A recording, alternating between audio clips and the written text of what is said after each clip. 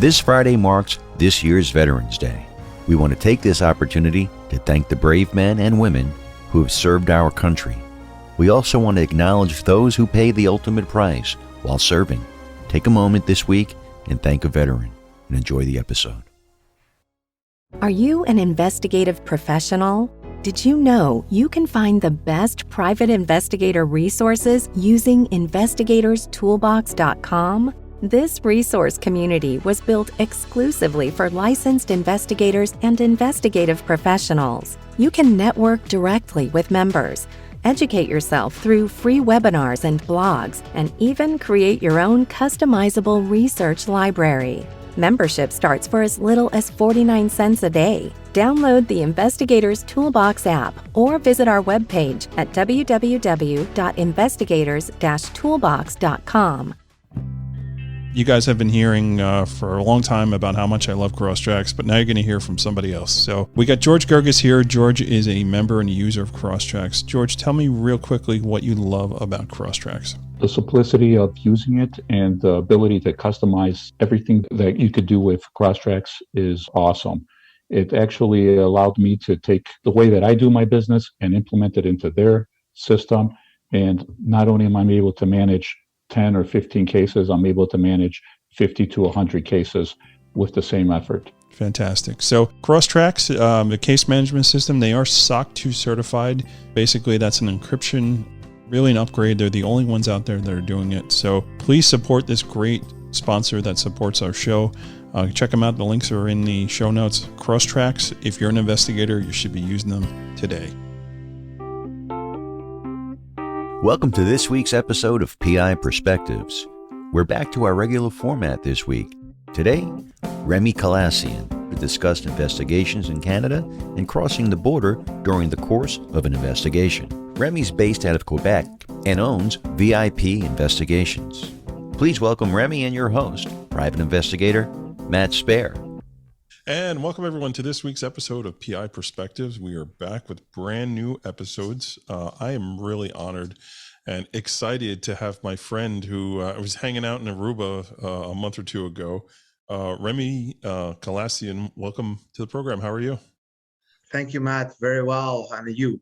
Good. I got a little nervous with your name. I wanted to get it right. Just call me Remi. We'll keep it simple. Everybody knows you as Remi, right? If you're in the industry, Remi from Canada, you know who you are. So we were hanging out in Aruba at WAD, and man, what a great time! What a great conference! And I keep telling people this, like, to meet investigators all over the world who do the same things that we do, it's fascinating. And I seem to be hammering down on that with guests too, because it fascinates me to be able to talk about doing investigative work in other countries. So you are in Canada and you're in the province of Quebec. So tell me a little bit about your background, how you got into the business, and what exactly you're doing these days. Sure, my pleasure. The famous question that everybody loves to answer, talk about yourself, no problem. That's the best one. So 25 years ago, I had started in security investigation field, and then I worked for a lawyer, and he then turned around and said, I need an in-house detective. So I became his in-house detective, but from him, I got more clients and I worked my way up. Obviously, back then in Quebec, when I started in 94, there was no training. And believe it or not, the training just started in 2011. So, which is, it's not that far, let's just say. So now people who wants to become an investigator, they have to take classes, so on and so forth. But back then was just, do what you can. And that's pretty much what I did and work my way up. And it's extremely hard when you don't have anybody that's going to help you out. Right. Now you have the internet. Of course, you could always Google it, but there's always that, which is a plus compared to what we had before. Yeah. And here I am. I think also like the different associations, maybe there weren't quite as many. The network definitely wasn't, where it is right now as far as the accessibility to jump on a call like we're doing, or to just chat with one another via email back and forth about cases and things. So technology's definitely made that a bit easier, right? Indeed it did. Before it was more like word of mouth, and it was like the people you know. And I'm always grateful, actually. Would you believe it? It was Felony and Johnson from UK, and they were coming to Montreal. They said, we want to meet a private investigator. I said, well, okay, I'm free, I'm here, whatever. So I remember meeting them between like two surveillance back then while I was working, and they had strongly suggested, you have to go to these conferences. Yeah. And I went to the Jimmy Mess's conference, the big first one, the big one in Las Vegas. Right. And from then on, it was just great, being part of the association, WAD, Intelnet, and presently the executive assistant director of Intelnet. So that's a big leap from where I was. And huge honor, man. Yeah, and it's a great organization, and yeah, you're always getting the word out, and getting ready for the conferences that take place every year. And what I like about Intelnet, it does hop around to all different cities, and there's rumors different countries maybe coming soon. Right? We're hitting it right now for Intelnet. We're going more international now. 2023, it's going to be in Orlando, but 2024 is going to be in Ireland. So we are hitting the international level a bit more than what we had before. So right, that's great. And we were talking before we got online, right? Any excuse to travel to any of these cities that you have. Well, you anything is good when you kill, two birds with one stone. I mean, yes, you're traveling. Yes, you're meeting great people. I think that's just priceless. Yeah.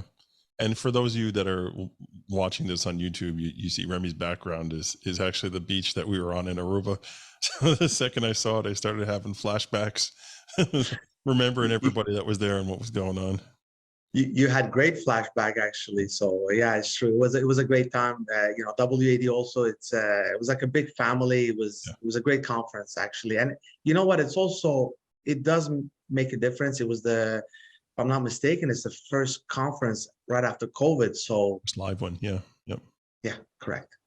Yeah. So it was great seeing everybody. And like I said, like meeting folks from all different countries it was impressive. I feel like you got the wrong picture though. You should like swap it around to those sunset pictures, man. Cause the sunsets there were ridiculous. Just what a beautiful country. You're right. I did not. Well, I'll switch it around. So that means that you have to invite me a second time. So yeah, there we go. Matt, I'm going to board the investigators again for the second time. So they're like, oh my God, no, not him again. But okay, I'll watch the picture of the sunset for Aruba. It is beautiful indeed. It was. Yeah, I love having investigators on from Canada because hats off to you, man, because it's so hard to do investigative work in Canada. The restrictions they're kind of ridiculous. I mean, it really getting work done and getting information, is difficult. And that's why I wanted to have you on here today, because I wanted to talk a little bit about that. I wanted to talk about the scenarios of, United States investigations that end up in Canada or Canadian investigations that end up in the United States. And what does that look like? And, how do we all go hand in hand in that? And we're going to jump into that topic in a little bit later. But so VIP Investigations is your company. You're based out of Quebec.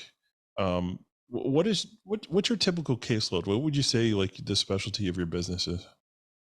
Well, I did a lot of surveillance, and during that time I did a lot of TSCM.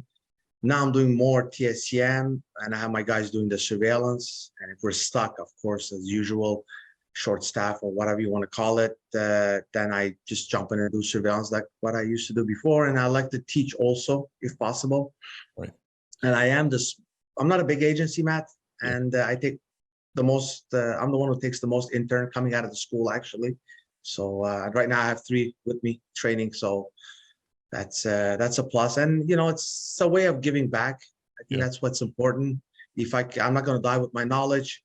I want to help people out there. I definitely don't want people to go through what I went through, what I had a really hard time learning it.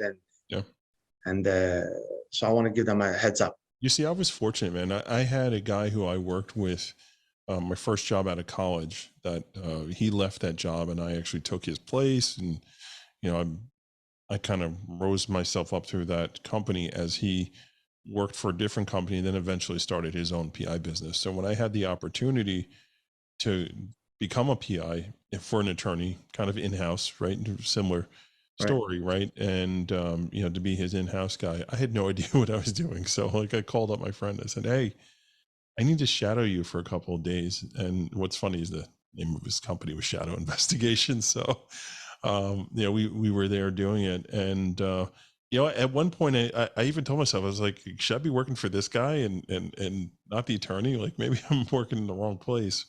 But listen, everything works for a reason. I was worked with that attorney for about 4 years, and then decided to start my own thing. And this year's my 18th year, which is crazy. Congratulations. Yeah. Like I would have never thought that I'd still be going at this capacity and growing my business the way it was. I don't know how you were. You said you have a small business, but for me, I would always go around saying, I'm not going to be this big old business. I'm just going to be boutique. But as much as I wanted to keep it that way, when you start having financial obligations, i.e. kids, college, you want to buy a home, things cost money here. So it's like, okay, we got to build the business up a little bit. And, you end up building out a business. So how many people work with you? I got 7. So people do different things, surveillance, research. Right. And of course, TSCM, I'm the only one. I hooked up with somebody else, of course, and he's giving me a hand also when I need it, if it's a big place, obviously. So then we become like 2 people doing it. Sure. Is there a lot of travel with that, the TSCM? TSCM, yeah, there is indeed. I'm pretty much TSCM is definitely, you need to travel. I'm hopping all over Quebec, and so I mean there's a lot of traveling involved when it comes to TSCM, and there's a lot of demand. You got to stay on top of the training. You got to get the equipment. There's a big commitment to that for sure. It's because not everyone wants to get the training and equipment, and you got to like what you're doing, of course, like in anything in life. And you know what? My hat's off to you. I mean, we seem to have, as we spoke also in Aruba, we seem to have same background. That the big advantage you had is you had somebody to shadow, like you said. Back then, unfortunately, I did not. So I did not have anybody. So I had to learn it the hard way, which is good. Renting is good. You do have an advantage because I had to turn, when I started back then, 25 years ago, I had to turn to US for my classes because, God forbid here, if there's anybody who's going to pass on their knowledge or is going to help you out, it was very like restrictive. Of course, we're talking about, 94, 2000. Again, it's different right now, like you said, with the internet. And yeah, I mean, there was a shift in ideology maybe about 7 years ago where folks just said, enough is enough of me keeping everything to myself. And, I want to teach people how to do this. I think some people saw dollar signs, said, hey, I can make a buck, if I train people. So I think that helped it. The ability to train people without going anywhere, right? Online classes, things of that nature, that kind of pushed that idea forward as well, where it was just easier to do things. I come from a background of teachers. Like my parents were teachers. So like I'm naturally like I have that, I want to show you how to do something, or I want to mentor or guide you, which is, it's great. I love it. It's my passion. I like being known as the bridge guy, like getting people together, either teaching people how to do things or connecting people to get things done. Indeed, same here. Well, not teacher's background, of course, but I like to, pass on my knowledge. The thing is, unfortunately, a lot of people are not there, to do that. And that's the sad part. But if, again, those people are, they're there, they'll do whatever they want to do. It's fine. It's up to us to hang out with the proper person, the one that fits our let's call it personality, Sure. And that's why, and it's always a mindset that comes in. And that's what I love about like investigation. It's not just investigation. It's all the mindset behind it. Like you asked me a question before, you said, well, you guys have it hard up here. Well, yes and no. And I give you a few examples, but this is, I think this is the core of the interview right now, Matt, is, and especially my message to investigators from US, mm-hmm. or even maybe even Europe is, well, first thing is first, what's important to remember, Canada is big and Canada works province by province, unlike the US where you guys have a database. Right. So as I was telling you, when I get an email from somebody, we have a background in Canada. How much? How long? It's like, okay, Right. well, How first quickly? of all, How much and how quickly? Right. how much and how quickly? Well, first of all, I need details. What where in Canada? What information do you have? What would you like to know? What is the reason? That's the most important thing that people put aside. What's the reason of the search? And often, and of course, often I get the request from Florida, where there's, let's say, a hit and run, and they say, okay, well, I have a license plate, and in Quebec, license plates. Well, pretty much everywhere in Canada, actually, I should say, and Ontario was the only one that was doing the license plate, and if I'm not mistaken, they have stopped it. It's been a while now that's become very strict, when it comes to that. But if you're calling me, if you're a law firm, you're calling me for a hit and run, and you got a license plate, well, it's a police report. You have it for free. Actually, it's even better. You got your service for free because you don't need me. You're going to make a police report, and the police will take care of that. It just may be more paperwork, more headache than just serving the guy at home, because we can't pull the information on a license plate. But that's the way it goes. So how does service work up there? Do they have like Royal Mounted Police that do it for you, or are there actual process servers? Okay, so Quebec, as I say it as a joke there, of course, we're like the black sheep of Canada. So, but we're like, beautiful. First of all, we have bailiffs. we got bailiffs. So anywhere else, you could do process serving. And I think you had asked me that question a couple of weeks ago. No, actually, this week I emailed you a few days. It was this week. That's it. And the thing is with the process serving, we I cannot go serve a paper in Quebec. I'm not allowed. The bailiffs do that here, so they'll be taking their job. So it's not like legit. Right. But I know in Ontario they do it, and if I'm not mistaken, in other provinces they do it also. So that's the only thing. So we just work a little bit differently. But again, it's not the end of the world. You just have to hire a bailiff, and a guy like me, if I had the knowledge, I'm going to tell you, well, look, you're in Montreal. I can't serve it, but here's a bailiff number, which I have, which I worked with these bailiffs before. Right. And I just give that number to you, and you just deal with them directly. Right. Yeah, I mean that's one way to get it done, right? As long as it gets done right, that's all that matters. One way or another. See, the thing is this, Matt. There's always a way to work the file, but again, it's never one point. It's not like here's the information.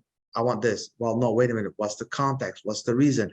What's the budget? Well, I can't get it to you like this because it's not legal. But guess what? I could do an infiltration, become friend with the guy.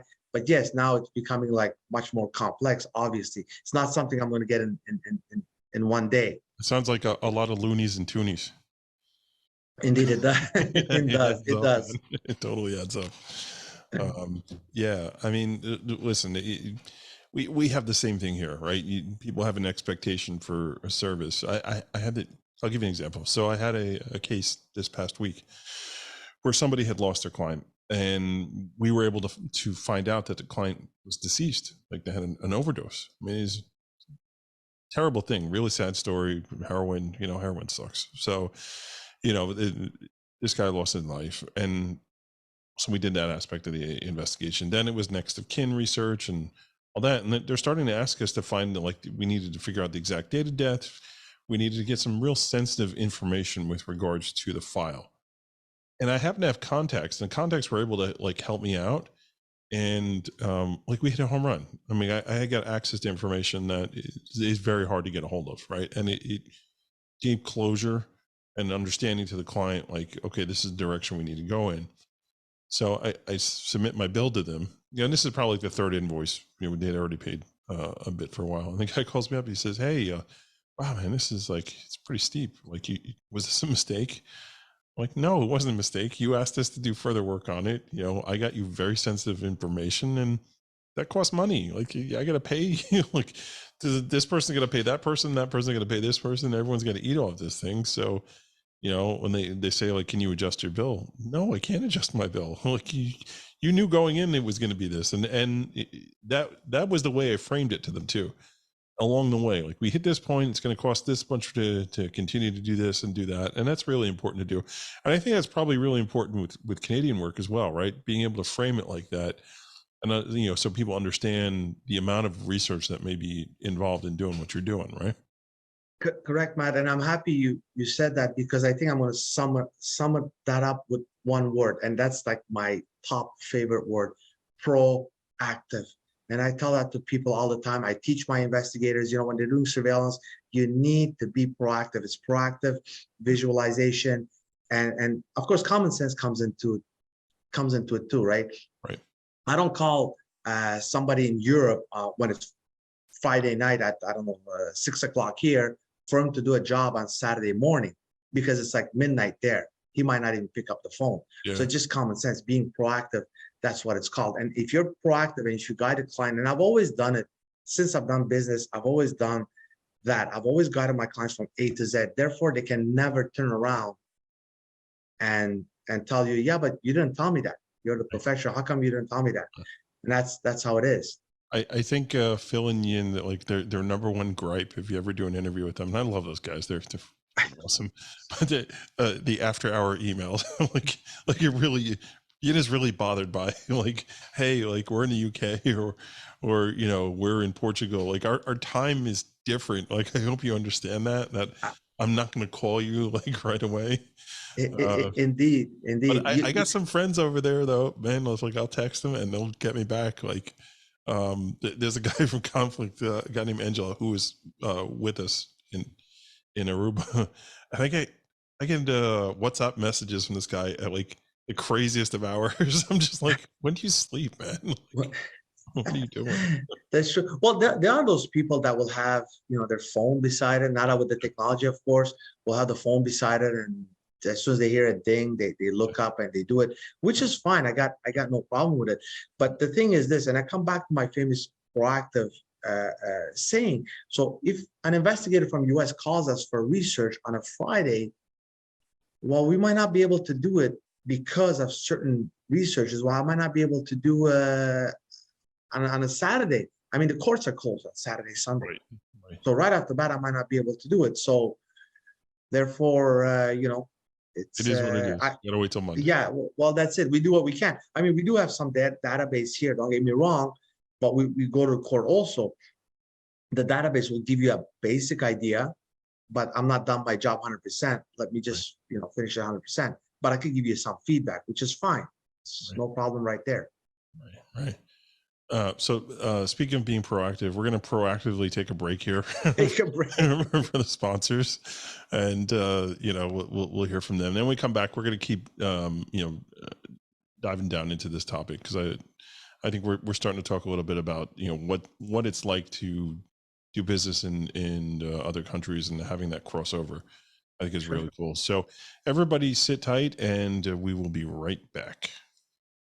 Check out the PI Institute of Education at piinstitute.com. Since 1989, Kelly Riddle has been teaching on subjects such as surveillance, nursing home investigations, insurance fraud, domestic investigations, hidden assets, and accident scene investigations. The PI Institute of Education is a featured learning partner in the investigatorstoolbox.com. So check out the free content on the site, then visit the Institute for more great savings on additional classes. Are you a member of NCISS? Do you know what this great organization does? The National Council of Investigation and Security Services was formed in 1975 to keep a watchful eye on legislation that affects our industry. Now more than ever, there are data privacy and DMV issues popping up all over the country. Consider joining and supporting this much-needed watchdog for our industry. Learn more at nciss.org. Are you an investigative professional with an international problem you can't solve? Conflict International has the knowledge and relationships to jump in for you. We compensate investigators for referring cases to our office. Contact us today for details. Conflict International uses insight, intelligence, investigation, risk management, and strategic solutions to solve problems troubling individuals and companies of all kinds, anywhere around the world.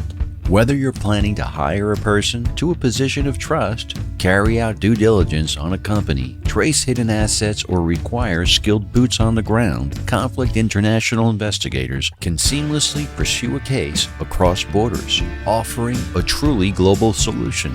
Find out about our extensive range of services at conflictinternational.com.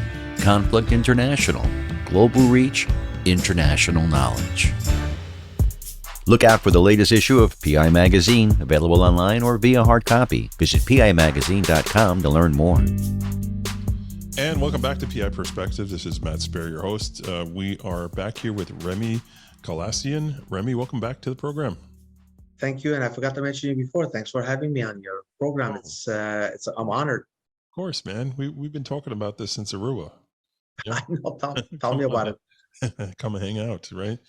VIP Investigations is your business. You're in Quebec, and before we took a break, we were talking about how the differences in Canada and the United States, right? So United States, we have states, but we have this national databases that we all have access to, right? Canada is a little bit different. You're broken down into provinces, and what one province has, the other one may not have. So it becomes a little more difficult in trying to get information, right? Not necessarily. If somebody wants to do something, they're going to do it. It's nothing is complex because, well, it might be complex for you because, yeah, you guys have the database, so you just type it in and it pops up perfect. Well, here it's going to be more. So when you write that email to us, so when you say I want a background check in Canada, how much, how long? Well, first I need to know where in Canada. Number two, define background, because background doesn't tell me anything. That's like the example I was giving you. I call a general contractor on a Sunday night and go, I want to renovate my house. Hey, how much you charge? Hey, can you start tomorrow? Like, what am I renovating? What am I doing?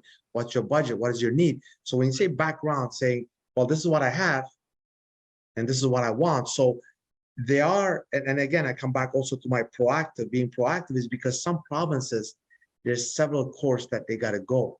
Right.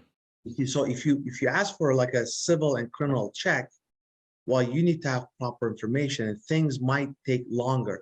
Right. It's not just one place. You got to go to a couple of different courts, right? Couple of different courts. In Quebec, it's not so bad, by the way. It's not so bad. I'm only going to do one court. But in other provinces, it could be several different places that you might go. That could be the little counties and all that. Now here, what happens though, it's so we got to go and do the verification. But for example, when it comes to civil search and you got a name like John Smith, now whether you have the date of birth, the address and all that, well, the civil search becomes extremely hard because I'm going to have a lot of that name. If it's a common name, okay, right. Regardless what it is, if it's a common name, I'm going to have a lot. Even so now Quebec, I need to. It's not Le Smith. This is not more. Le Smith, yeah, Le Smith. Here it's Tremblay, actually. It's Tremblay, Dubé, or even you know what? I mean, we have.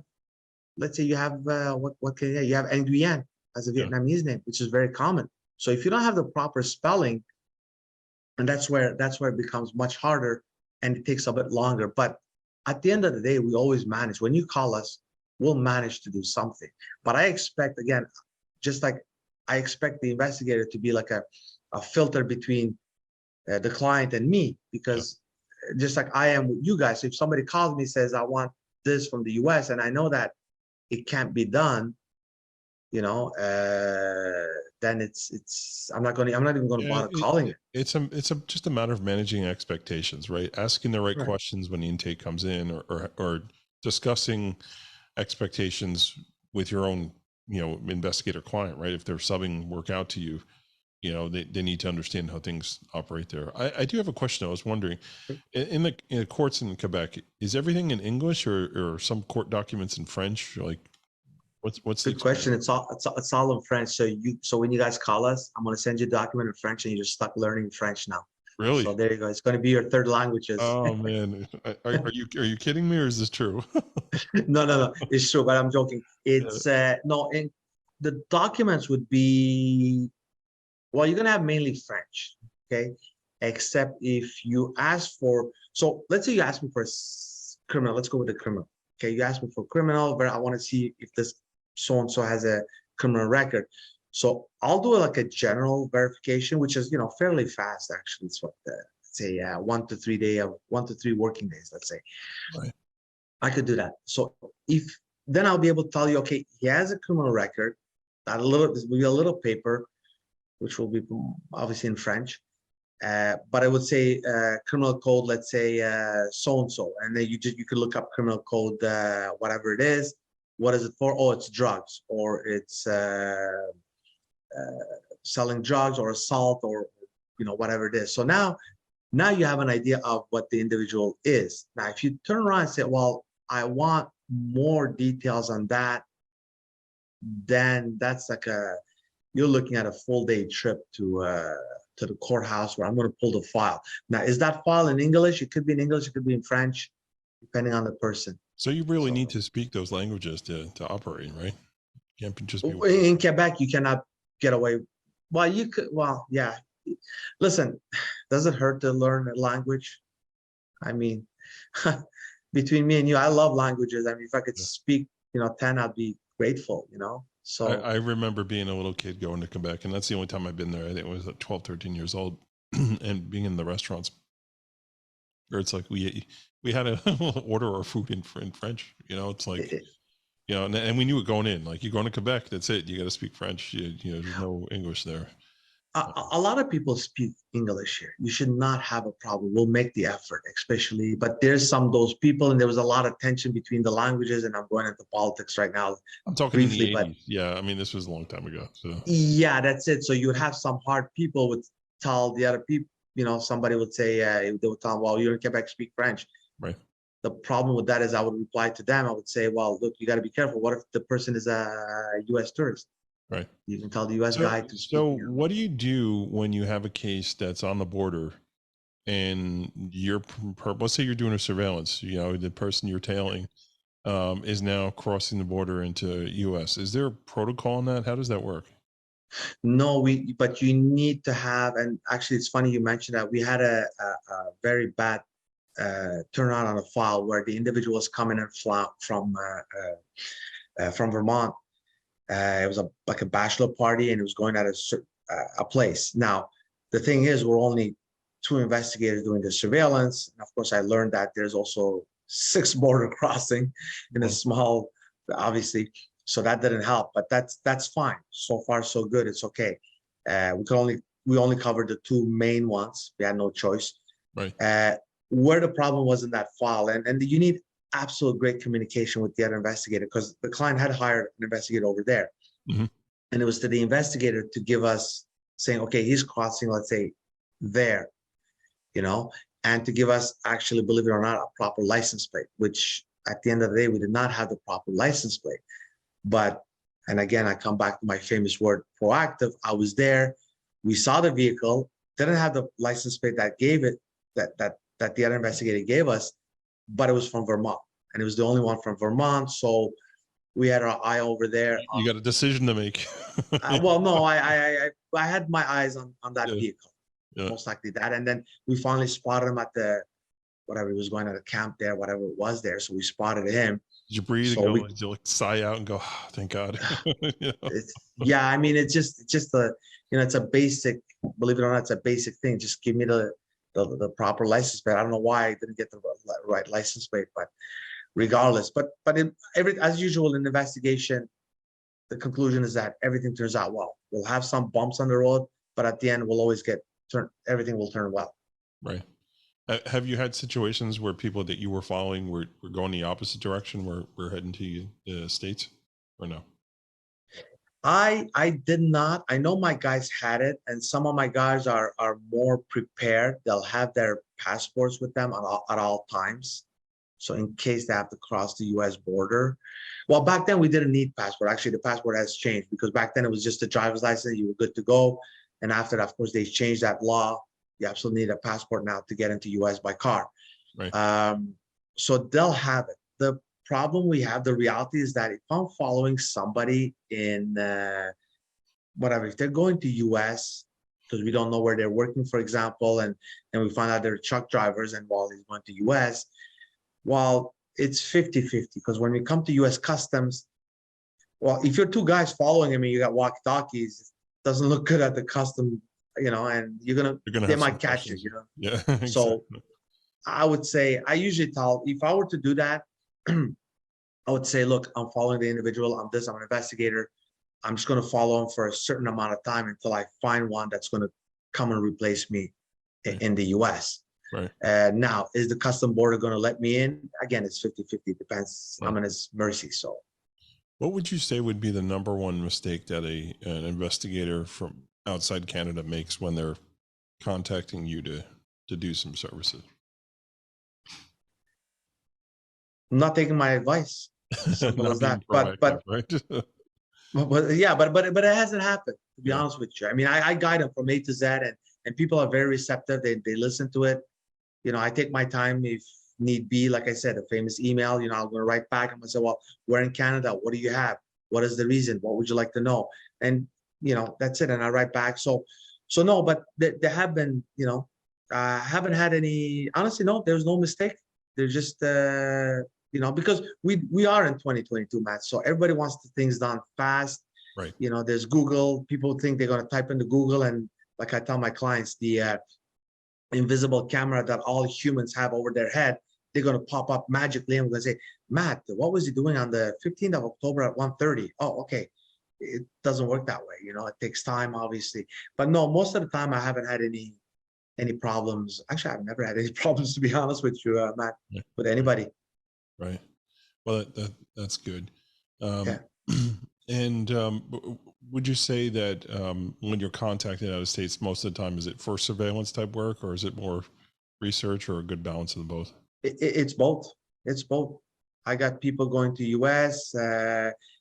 Coordinating the U.S. is a bit hard but again, it's investigation, right? We want to build an investigation. Once we were following the person to see where he's working, only to realize that he was going to U.S., but he was taking his vehicle.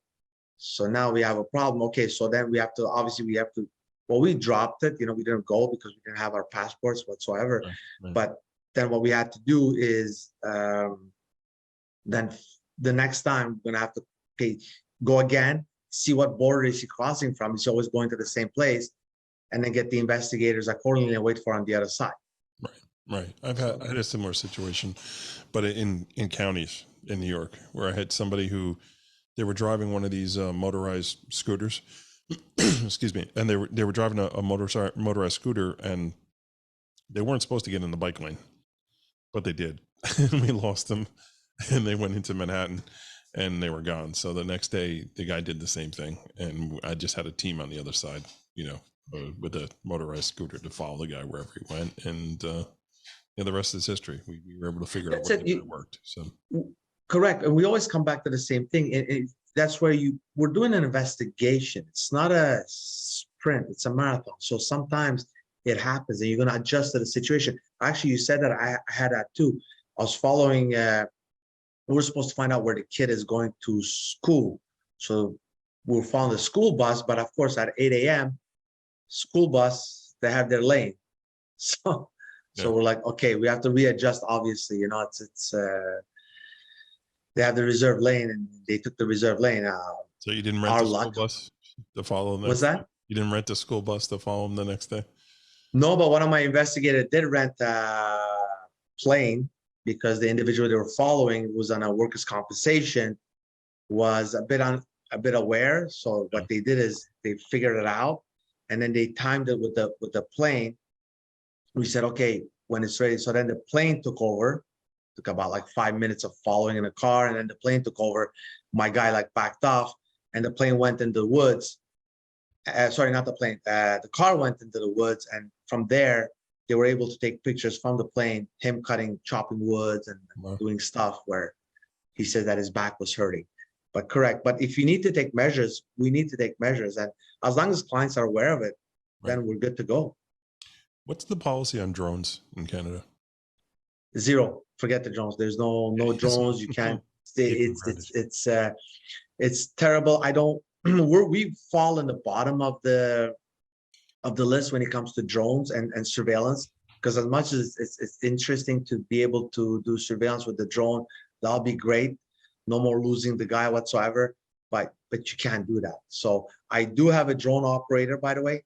But he is limited. He would tell me, he goes, look, he goes, you want to know if this subject, let's say, is on well, we know that the apartment is, I don't know, 1001 on the 10th floor. So you could have a drone shoot up, take a picture, and come down. And we're talking about a small drone here, by the way. Right. And we're not talking about right in front of the window either. We're talking far, and it could take a great picture, which is okay. But at the end of the day, what do I know if he's there, he's not there? You get it, you don't get it. It's still 50-50. The guy has to have the curtains open. We have to get a picture. There's an expectation of privacy too. You got to be careful on that. Right, and then I'm still going to be downstairs anyway. I still have to sit down because just because you put the drone up and you looked in that through the window, but you didn't see him. Well, the drone is not lingering there for like hours end, Right. so it's going to come down. So we still not confirm. Maybe the guy's in the bathroom or is in the bedroom or I don't know what. So Right. it's at the end of the day, I think in any investigation, what if it's surveillance is the fastest way to get information. Technology is nice.